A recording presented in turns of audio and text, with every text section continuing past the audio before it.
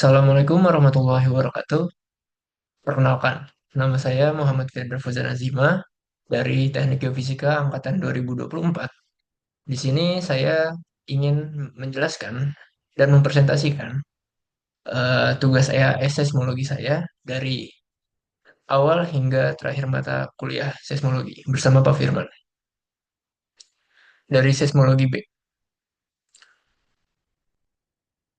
Oke, selanjutnya saya akan menjelaskan apa sih itu seismologi. Seismologi adalah cabang ilmu geofisika yang secara khusus mempelajari gempa bumi dan gelombang seismik yang merambat melalui bagian dalam bumi, seperti litosfer, mantel, dan inti, maupun permukaannya.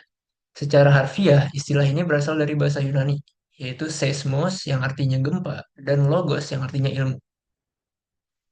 Inti dari seismologi bukan hanya sekedar mencatat gempa, tetapi lebih luas lagi. Memahami sumber, mekanisme, perambatan, rekaman, dan efek dari gelombang elastis yang dihasilkan oleh gangguan source di dalam atau permukaan bumi. Gangguan ini bisa berupa gempa bumi tektonik, letusan gunung api, ledakan, atau alamiah maupun buatan manusia apapun itu, terus longsor besar, bahkan gelombang samudra yang menghantam pantai. Ruang lingkup ruang lingkup seismologi itu ada banyak. Ada dari earthquake source, ada seismic wave propagation, instrumentation recording, data analysis and interpretation, seismic hazard, dan earthquake engineering, applied seismology, terus ada induced dan triggered seismicity. Selanjutnya kita akan membahas sejarah singkat seismologi nih dan perkembangannya. Dimulai dari fase awal seismologi. Fase awalnya itu gempa bumi dianggap sebagai fenomena supranatural pada orang-orang lama. Namun, seiring waktu mulai muncul mendekati naturalistik, meskipun masih keliru, seperti teori Aristoteles tentang angin yang terperangkap. Pada 132 Masehi yang lalu, Zhang Heng di Tiongkok menciptakan sebuah seismokop pertama yang mampu menunjukkan arah guncangan. Lalu pada tahun 1755, gempa besar di Lisbon menjadi titik balik yang memicu pengumpulan data sistematis dan gagasan awal mengenai gelombang gempa oleh John Michael.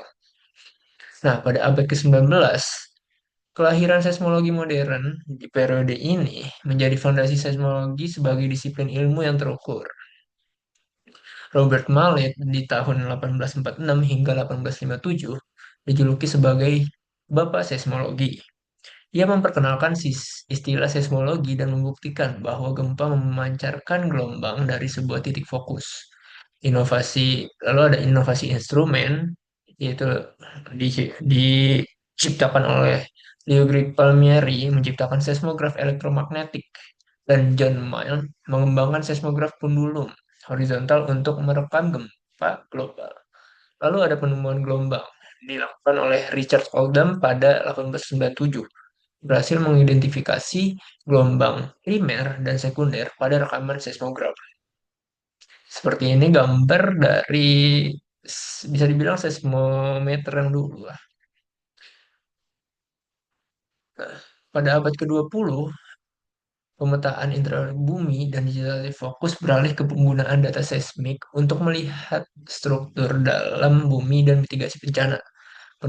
Penemuan struktur bumi, ilmuwan seperti Arja Mohorovičić 1909, Beno Gutenberg 1914, dan Inch Lachman 1936 menggunakan gelombang gempa untuk menemukan batas kerak mantel atau moho. Terus inti luar cair dan inti dalam padat.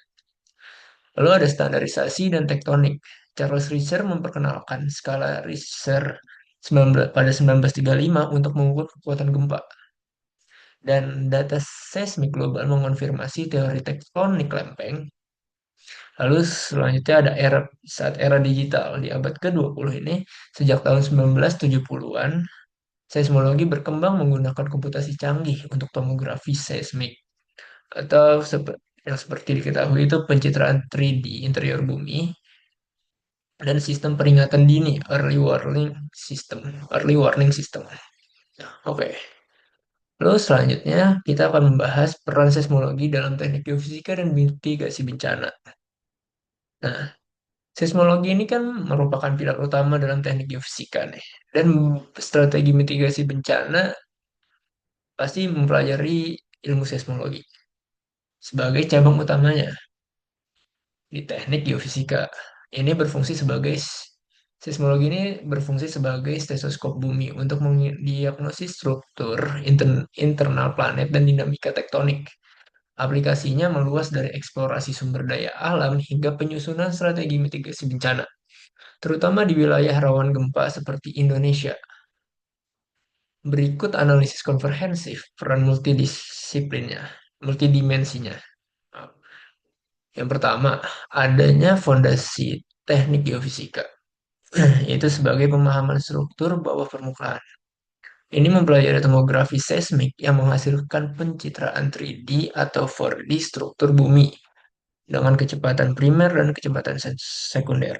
Terus mengungkapkan zona subdukti, heterogenitas batuan, dan sistem magma.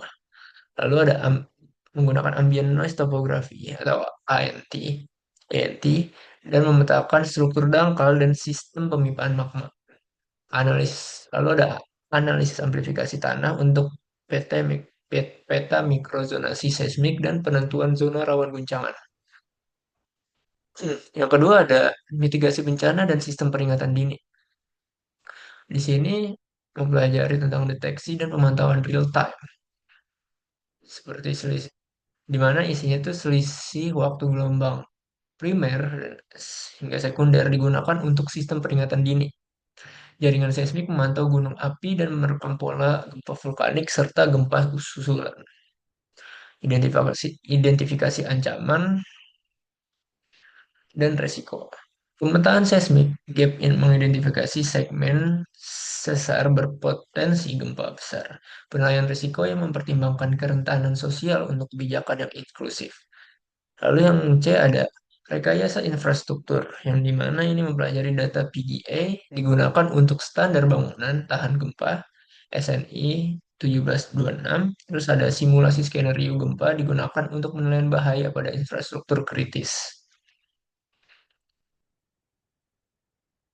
Oke. Selanjutnya yang ketiga ada studi kasus di Indonesia nih. Di sini ada pemetaan sesar Lembang menggunakan ya, ANT, mengidentifikasi zona lemah struktur. Lalu ada tomografi di Merapi dan Sinabung memvisualisasikan sistem pemipaan magma untuk mitigasi erupsi. Model subduksi Sumatera menjelaskan mekanisme gempa besar dan dasar edukasi tsunami. Lalu yang keempat, yang terakhir ada tantangan dan inovasi pada masa depan ya, tentang seismologi. Prediksi gempa masih sulit akibat mekanisme patahan yang kompleks.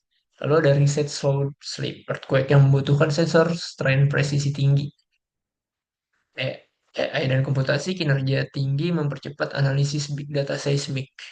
Lalu ada edukasi publik berbasis resiko diperlukan untuk masyarakat di zona guncangan tinggi. Oke. Selanjutnya kita akan membahas getaran, gelombang, dan elastisitas. Apa sih itu semua? Nah, di sini kita akan membahas getaran harmonik sederhana. Jenis-jenis gerak jenis gerak bolak-balik yang paling sering dijumpai. Contohnya termasuk ayunan bandul, jam, atau pegas yang ditarik dan dilepaskan. Parameter yang digunakan dari getaran harmonik sederhana itu adanya amplitudo, yaitu jarak maksimum dari titik keseimbangan ke titik terjauh yang dicapai oleh benda yang bergetar. Lalu ada periode, waktu yang dibutuhkan untuk satu siklus getaran penuh. Satuannya adalah second. Lalu ada frekuensi, jumlah siklus getaran yang terjadi dalam satu detik. Frekuensi adalah kebalikan dari periode. Bisa ditulis F sama dengan 1/T. Satuannya adalah hertz. Kecepatan putaran sudut dalam gerak melingkar yang analognya dengan BHS, kecepatan sudut, yaitu sebagai berikut. Oke, selanjutnya adalah elastisitas. Apa sih elastisitas? Elastisitas adalah sifat material yang memungkinkan kembali ke bentuk semula setelah mengalami deformasi akibat gaya eksternal. Konsep ini dijelaskan melalui tegangan dan regangan. Nah, untuk tegangan ini, tegangan adalah gaya internal yang bekerja persatuan luas material untuk melawan deformasi. Terus regangan ini perubahan bentuk relatif akibat tegangan. Nah, bisa dihubungkan menggunakan hukum dalam batas elastisitas, tegangan berbanding lurus dengan regangan di mana E adalah modulus elastis atau kekakuan batuan. Selanjutnya ada jenis gelombang seismik. Di sini ada ada 4 jenis gelombang seismik, yaitu ada gelombang body wave, ada ada surface wave, ada loft dan Rayleigh. Sebenarnya ada 2 jenis, ada body wave dan surface wave. Di dalam body wave itu hanya ada gelombang P dan S. Dan di surface wave itu ada gelombang loft dan Rayleigh. Kita jelaskan dulu. Di sini gelombang body wave apa sih? Gelombang ini merambat melalui bagian dalam material, misalnya di dalam bumi. Yaitu adanya gelombang P. Gelombang P primer ini gelombang longitudinal yang bergerak maju mundur searah dengan arah rambat. Gelombang P dapat merambat melalui padat, cair, dan gas. Ini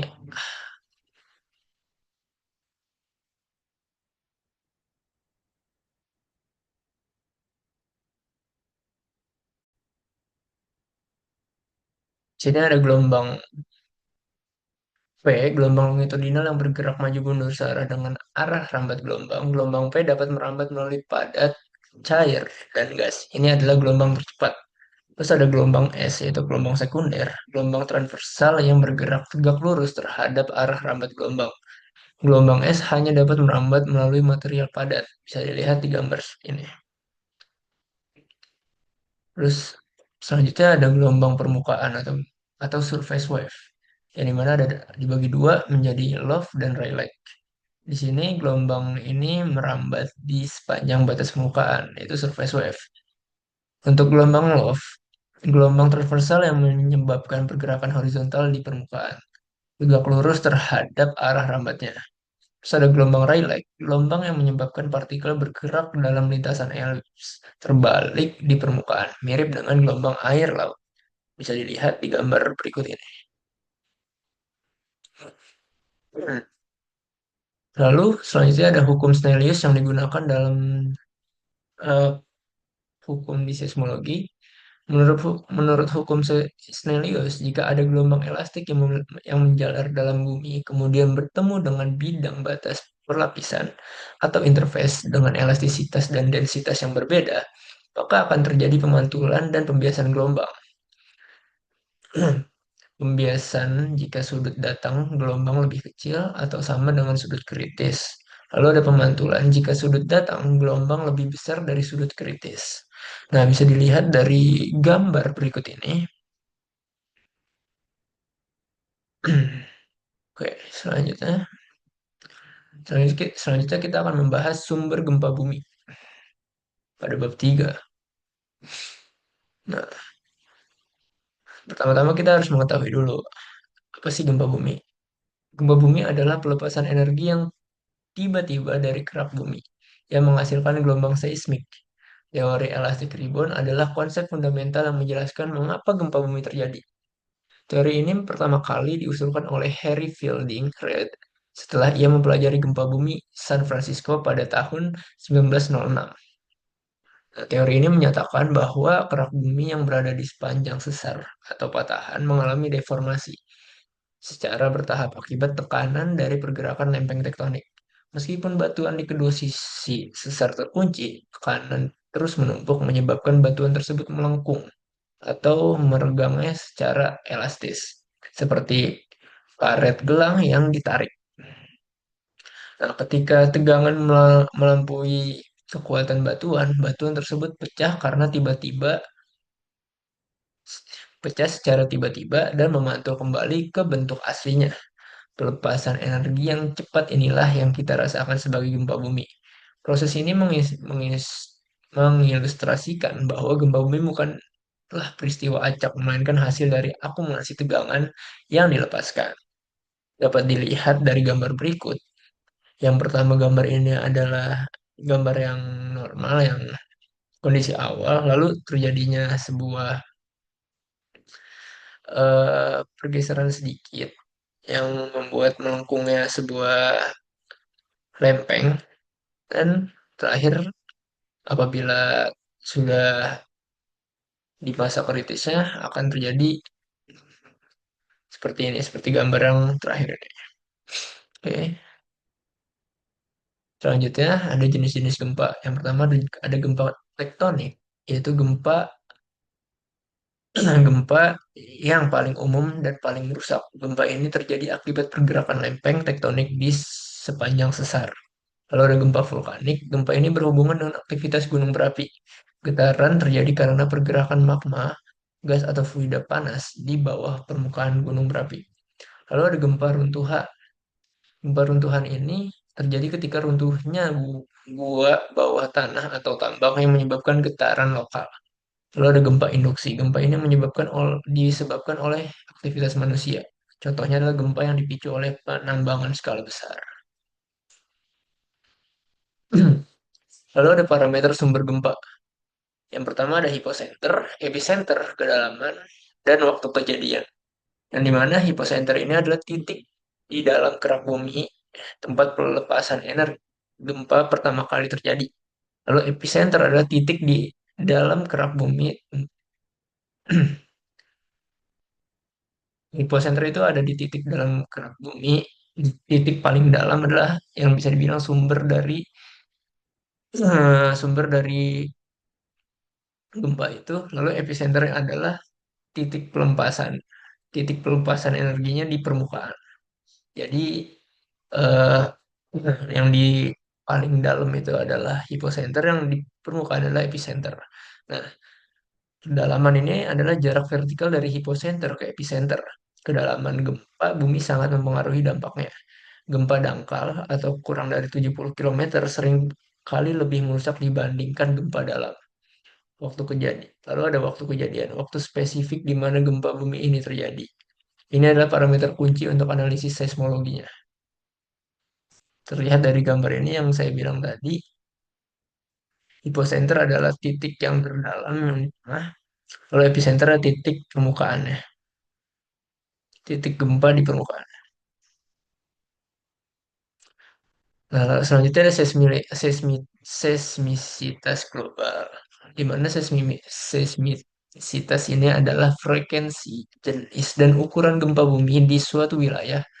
Distribusi gempa bumi di seluruh dunia ini tidak acak. Sebagian besar terjadi di zona sempit yang mengikuti batas lempeng tektonik. Zona-zona gempa utama ini adalah batas lempeng konvergen atau subduksi. Di sini satu lempeng tektonik menunjam ke bawah. Bisa dilihat di gambar yang paling bawah itu, eh, ini mengakibatkan adanya gesekan yang sangat besar di zona subduksi. Terjadi ini menyebabkan terjadinya gempa bumi terkuat di dunia seperti di cincin api Pasifik. Lalu ada batas sesar atau transform yang bisa dilihat di gambar yang tengah ini. Di batas ini, dua lempeng ini bergerak secara horizontal satu sama lain. Gesekan ini sepanjang sesar ini juga dapat menghasilkan gempa bumi yang sangat kuat, seperti gempa gempa yang terjadi di sesar San Andreas di California. Nah, selanjutnya ada batas lempeng divergen. Batas lempeng di mana di mana dua lempeng ini saling menjauh. Seperti yang bisa dilihat di gambar yang paling atas ini. Divergen itu membuat dua batas lempeng menjadi jauh. Gempa bumi yang terjadi di sini biasanya lebih dangkal dan lebih kecil dibandingkan dengan zona subduksi. Contohnya adalah Mid-Atlantic Ridge. Oke, selanjutnya Ada struktur sesar. Sesar atau patahan adalah retakan pada kerak bumi di mana adanya pergerakan relatif dari batuan di kedua sisi retakan tersebut. Geometri sesar ini sangat penting dalam memahami mekanisme gempa. Di sini ada klasifikasi sesar didasarkan pada arah pergerakan relatif blok batuan. Nah, ada tiga jenis sesar. Yang pertama sesar normal, ada sesar naik, ada sesar mendatar, atau bisa disebut normal fault, reverse fault, dan striated fault. Nah, sesar normal ini terjadi di zona di mana kerak bumi mengalami penarikan atau ekstensi. Blok di atas bidang sesar disebut hanging wall. Yang bergerak itu disebut hanging wall. Yang turun itu di bawahnya itu disebut footwall. Nah, lalu ada sesar naik terjadi di zona kompresi, di mana kerak bumi mengalami penekanan blok hanging wall bergerak naik relatif terhadap footwall. Jika sudut sesar sangat landai, kurang dari 45, sesar ini disebut sesar dorong, thrust fault. Lalu ada sesar mendatar atau strike slip. Terjadi ketika dua lempeng bergeser secara horizontal satu sama lain tanpa pergerakan vertikal yang signifikan. Sesar ini dapat diklasifikasikan sebagai dekstral atau kanan jika blok di seberang sesar bergerak ke arah kanan atau sinistral kiri jika bergerak ke kiri. Yang seperti ini. Apabila kita melihat diri kita di lapisan sesar mendatar ini, apabila lempeng itu bergerak ke arah kanan, ke arah kita, berarti itu adalah disebut dekstral. Lalu apabila lempeng itu bergerak ke arah kita dari lempeng yang kiri, itu disebut sinistral. Oke, selanjutnya kita akan membahas yang keempat ini ada penjalaran gelombang gempa.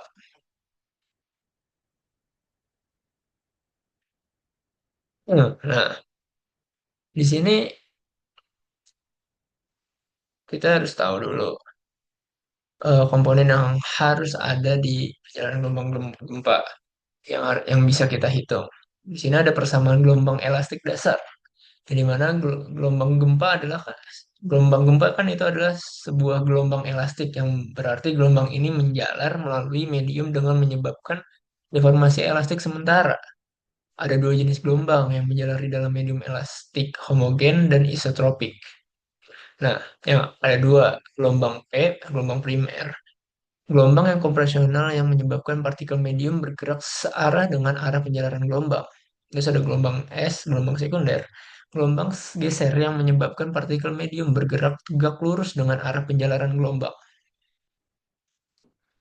Nah, di sini ada persamaan gelombang P dari gelombang P, Vp-nya ada persamaan dari gelombang S, Vs-nya. Di mana Vp adalah kecepatan gelombang, P, Vs adalah kecepatan gelombang, S, K adalah modulus bulk atau ketahanan terhadap perubahan volume. Ini adalah modulus geser, ketahanan terhadap perubahan bentuk, dan rho adalah densitas medium. Oke, selanjutnya ada penjalaran gelombang bidang dan gelombang bola. Gelombang gempa sering dimodelkan dalam dua bentuk ideal, yaitu gelombang bidang, dan gelombang bola. Gelombang bidang ini asumsi bahwa gelombang memiliki permukaan muka gelombang yang berupa bidang datar. Lalu kalau gelombang bola asumsinya bahwa gelombang menjalar secara radial ke segala arah dari sumbernya. Nah, lalu ada atenuasi gelombang. Atenuasi gelombang itu saat gelombang menjalar, energinya secara bertahap berkurang. Sebuah proses yang disebut atenuasi ada dua mekanisme utama atenuasi. Ada atenuasi geometris dan intristik. Atenuasi geometris ini penurunan amplitudo gelombang secara energi menyebar ke area yang lebih luas seiring dengan jarak penjalaran. Terus ada atenuasi intristik, penyerapan energi oleh medium itu sendiri, di mana energi gelombang dikonversi menjadi panas. Nah, selanjutnya ada dispersi. Pertama, kita jelaskan dulu dispersi itu apa sih? Dispersi itu adalah fenomena di mana kecepatan gelombang permukaan bergantung pada frekuensinya. Gelombang dengan frekuensi berbeda akan menjalar pada kecepatan yang berbeda. Hal ini terjadi karena gelombang permukaan dengan frekuensi tinggi memiliki kedalaman penetrasi yang lebih dangkal, sehingga lebih mempengaruhi oleh sifat-sifat material di dekat permukaan. Sebaliknya, gelombang frekuensi rendah menembus lebih dalam dan dipengaruhi oleh sifat-sifat material yang lebih dalam. Nah, di sini ada dispersi gelombang permukaan. Selain ada gelombang P dan gelombang S yang menjalar di dalam bumi atau body wave, gempa juga menghasilkan gelombang permukaan yang menjalar di sepanjang permukaan atau batas-batas medium. Ada dua jenis utama, ada gelombang Love dan Rayleigh. Partikel yang gelombang Love ini adalah partikel bergerak secara horizontal dan tegak lurus terhadap arah penjalaran. Kalau gelombang Rayleigh ini partikel bergerak dalam elips retrograde vertikal yang juga mencakup gerakan vertikal dan horizontal. Hmm. Selanjutnya, ada efek struktur bumi pada penjelaran gelombang. Yang pertama ada Moho atau Mohorovic discontinuity, batas antara kerak dan mantel. Di sini kecepatan gelombang P dan S meningkat tajam, yang terdeteksi dari gelombang yang direfraksi dan direfleksikan. Lalu ada low velocity zone atau biasa disingkat LVZ. Lapisan di mantel atas di mana kecepatan gelombang S dan P meskipun lebih sedikit melambat, penemuan ini menunjukkan bahwa zona tersebut memiliki sifat yang lebih plastis atau bahkan setengah meleleh dan memainkan peran penting dalam pergerakan lempeng tektonik. Lalu ada inti bumi, batas antara mantel dan inti luar atau inti cair, dan antara inti luar dan inti dalam atau inti padat. Memiliki efek dramatis pada gelombang. Lalu ada pembiasan gelombang P dan S. Saat gelombang menembus batas-batas ini, jalurnya dibiaskan. Perubahan mendadak dalam kecepatan menyebabkan gelombang P itu bisa membelok atau direfraksikan.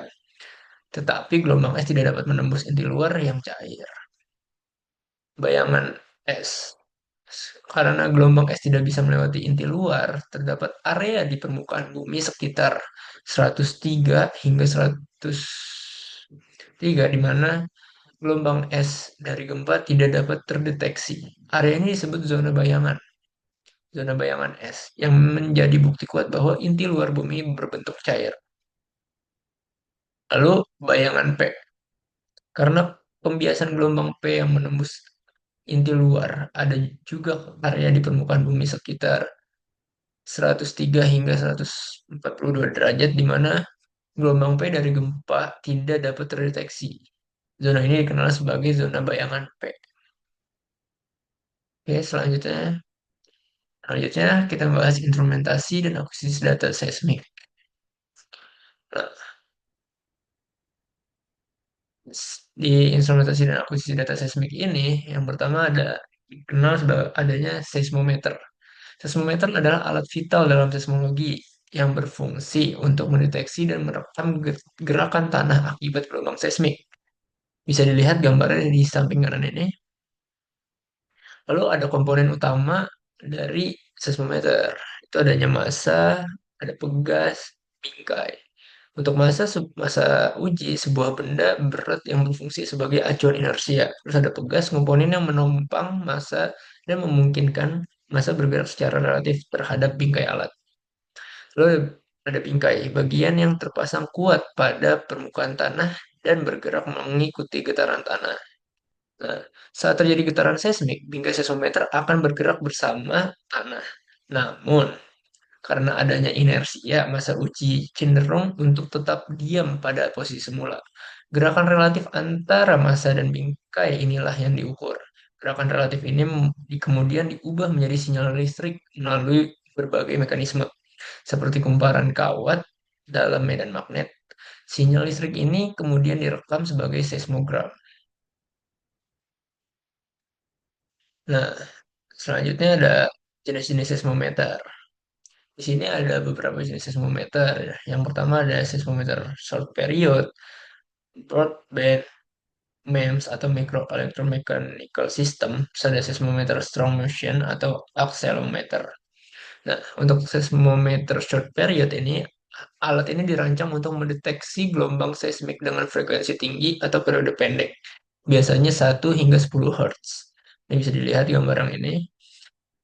Lalu, seismometer Broadband ini adalah seismometer modern yang paling sering digunakan karena kemampuannya merekam gelombang dalam rentang frekuensi yang sangat luas, dari periode pendek hingga periode sangat panjang, biasanya 0,003 hingga 50 Hz.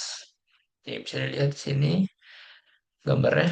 Terus ada MEMS atau micro electro electromechanical system. Seismometer ini adalah miniatur yang dibuat menggunakan teknologi mikroskopis, ukurannya yang sangat kecil. Harganya yang terjangkau dan konsumsi daya yang rendah membuatnya cocok untuk jaringan seismik yang padat. Ini alatnya yang di bawah. Terus ada seismometer stop motion atau accelerometer. Seismometer ini khusus dirancang untuk merekam getaran tanah yang sangat kuat seperti yang terjadi di dekat pusat gempa besar. Ini alatnya. Selanjutnya,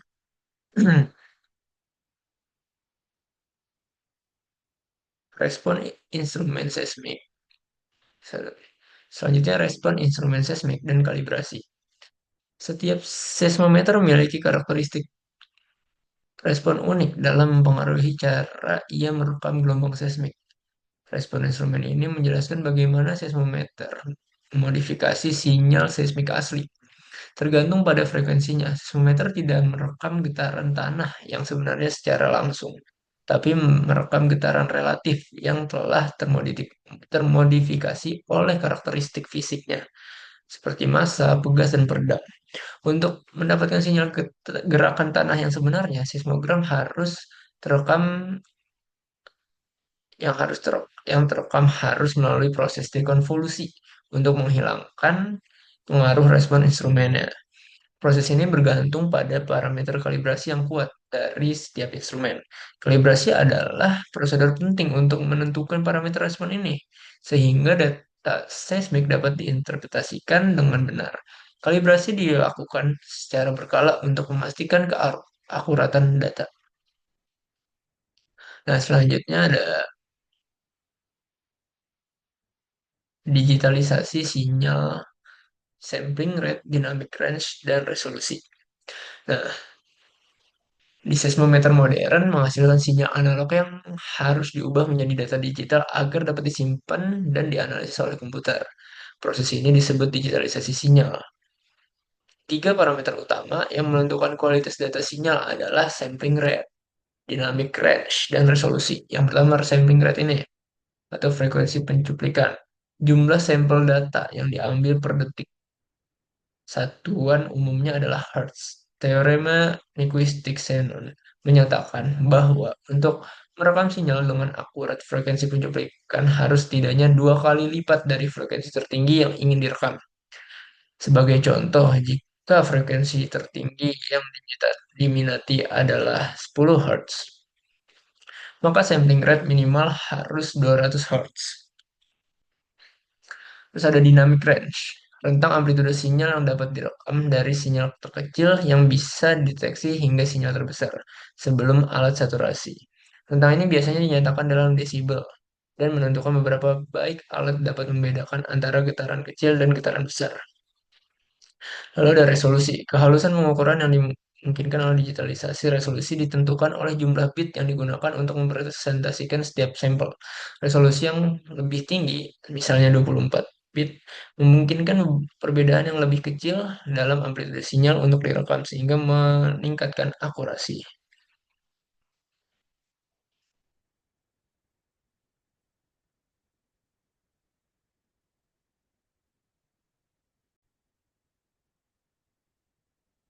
Oke, selanjutnya ada sistem akuisisi data seismik dan telemetri. Nah, sistem akuisisi data seismik ini atau disebut DAS, infrastruktur yang mengumpulkan, memproses, dan menyimpan data. Terdiri dari seismometer, sirkuit pengkondisi sinyal, atau penguatan dan penyaringan. Terus ada edisi untuk digitalisasi, dan data logger untuk stempel waktu dan penyimpanan. Nah, terus ada telemetri. Telemetri. yaitu teknologi untuk mengirimkan data seismik secara real time dari stasiun yang jauh ke pusat data. Media yang digunakan bervariasi, termasuk serat optik yang cepat dan stabil, hingga satelit untuk lokasi terpencil atau mahal. Nah, lalu ada jaringan dan stasiun seismik lokal, regional, dan global. Nah, stasiun seismik tidak beroperasi secara individu, tetapi terintegrasi dalam sebuah jaringan. Jaringan-jaringan ini diklasifikasikan berdasarkan cakupan geografisnya. Nah, jaringan yang pertama ada jaringan lokal yang mencakup area geografis yang lebih kecil, yang relatif kecil, seperti di sekitar gunung berapi atau sesar lokal. Jaringan ini memberikan informasi detail tentang seismitas di wilayah tersebut. Terus ada jaringan regional yang mencakup area yang lebih luas seperti sebuah negara atau kawasan benua. Contohnya adalah jaringan seismik yang dikelola oleh Badan Meteorologi, Klimatologi, dan Geofisika atau BMKG di Indonesia yang bertujuan untuk memantau aktivitas seismik di seluruh Nusantara. Nah, terus ada jaringan global, jaringan yang terdiri dari stasiun-stasiun yang tersebar di seluruh dunia untuk memantau gempa bumi di skala global. Data jaringan ini sangat penting untuk memahami struktur interior bumi. Contoh-contoh terkemuka adalah IRIS, yaitu Incorporated Research Institution for Seismology, dan GEOPHON, GVS German Research Center for Geoscience. Data dari jaringan global ini sering dibagikan secara terbuka dan menjadi dasar bagi banyak penelitian seismologi. Oke, selanjutnya ada lokasi hipocenter gempa. Nah, di sini saya akan menjelaskan apa sih hipocenter itu, yang tadi sudah kita bahas di awal-awal itu. Nah, hipocenter adalah titik di dalam bumi, tempat yang terjadinya patahan yang menghasilkan pelepasan energi gempa. Titik ini permukaan yang berada tepat di atas hipocenter disebut titik yang permukaan yang berada di tepat di atas hipocenter disebut epicenter. Penentuan lokasi hipocenter ini sangat penting untuk memahami dinamika tektonik, memetakan resiko seismik, serta mendukung langkah mitigasi bencana secara cepat dan tepat. Nah, lalu prinsip dasar penentuan lokasinya itu penentuan lokasi gempa didasarkan pada perbedaan waktu tiba gelombang P dan S pada setiap stasiun seismik. Gelombang P ini bergerak lebih cepat sehingga tiba lebih dulu, sedangkan gelombang S ini lebih lambat. Selisih waktu tiba itu T dan TS dan TP itu berbanding lurus dengan jarak antara stasiun dan epicenter. Semakin besar selisihnya, semakin jauh lokasi gempa dari stasiun. Hubungan ini memungkinkan perhitungan jarak epicenter secara matematis. Lalu ada metode lingkaran atau circle method, yang dimana metode lingkaran ini menentukan epicenter dengan menggambarkan lingkaran pada peta berdasarkan jarak hasil perhitungan dari tiga atau lebih stasiun seismik. Titik potongan lingkaran merupakan perkiraan epicenter. Metode ini mudah digunakan untuk ilustrasi, namun memiliki keterbatasan seperti asumsi kecepatan gelombang yang seragam, tidak mempertimbangkan kedalaman, dan sensitif terhadap kesalahan pembacaan waktu tiba. Nah, lalu ada metode Wadati. Penentuan lokasi gempa didasarkan pada perbedaan waktu tiba gelombang P dan S pada setiap stasiun seismik. Gelombang P bergerak lebih cepat sehingga tiba terlebih dahulu, sedangkan gelombang S lebih lambat. Selisih waktu tiba TS dan TP berbanding lurus dengan jarak antara dua stasiun dan epicenter. Semakin besar selisihnya, semakin jauh lokasi gempa dari stasiun. Hubungan ini memungkinkan perhitungan jarak epicenter secara matematis. Oke, selanjutnya ada metode Geiger atau inversi linear. Metode Geiger ini merupakan teknik inversi klasik yang digunakan untuk memperkirakan lokasi gempa berdasarkan perbedaan antara waktu tiba yang diamati dan waktu tiba hasil perhitungan. Proses ini menggunakan pendekatan iteratif untuk memperbaiki estimasi awal lokasi. Persamaan linearisasi menggunakan deret Taylor dan diselesaikan dengan metode kuadrat kecil sehingga menghasilkan lokasi hipocenter yang lebih akurat. Nah, lalu ada inversi nonlinear modern. Metode inversi nonlinear modern menangani secara langsung sifat nonlinear dari masalah lokasi hipocenter Metode ini meminimalkan fungsi kesalahan melalui optimasi pada ruangan parameter X, Y, Z, dan T0. Lalu keberhasilan metode ini sangat bergantung pada model kecepatan bumi yang digunakan. Model global seperti IASP91 atau PERM memberikan hasil yang lebih akurat dibandingkan model kecepatan sederhana. Nah, lalu ada penentuan kedalaman hipocenter. Kedalaman hipocenter ini merupakan parameter yang paling sulit ditentukan karena sangat tergantung pada sensitivitas waktu tiba di stasiun terdekat. Analisis kehadiran gelombang khusus seperti PP dan SP sangat memberikan estimasi kedalaman lebih akurat. Selisih waktu antara gelombang langsung dan gelombang pantul dari permukaan di atas hipocenter memberikan informasi tambahan tentang kedalaman sumber gempa. Nah, ketidakpastian lokasi. Lalu ada ketidakpastian lokasi. Setiap hasil penentuan lokasi memiliki ketidakpastian yang biasanya direpresentasikan dalam bentuk elipsoid, kesalahan. Ukuran dan orientasi elipsoid memberikan indikasi kualitas solusi. Elipsoid yang kecil menunjukkan estimasi lokasi yang baik, sedangkan untuk memanjang menunjukkan resolusi rendah pada salah satu sumbu, misalnya kedalaman yang sulit ditentukan. Lalu ada lokasi menggunakan jaringan global. Untuk gempa yang terjadi di area terpencil atau di tengah hutan, analisis lokasi pemanfaatan jaringan seismik global seperti ISC dan USGS. Data dari ribuan stasiun digabungkan dengan model kecepatan global untuk menentukan hipocenter secara sangat presisi. Proses ini juga memasukkan koreksi efek struktur bumi yang kompleks sehingga hasilnya lebih andal. Eh, Cukup sekian presentasi saya tentang mata kuliah seismologi yang telah dipelajari dari awal hingga akhir yang bersama Pak Firman.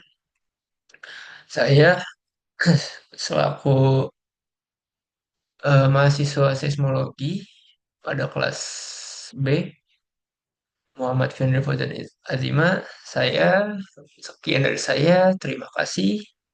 Wassalamualaikum warahmatullahi wabarakatuh.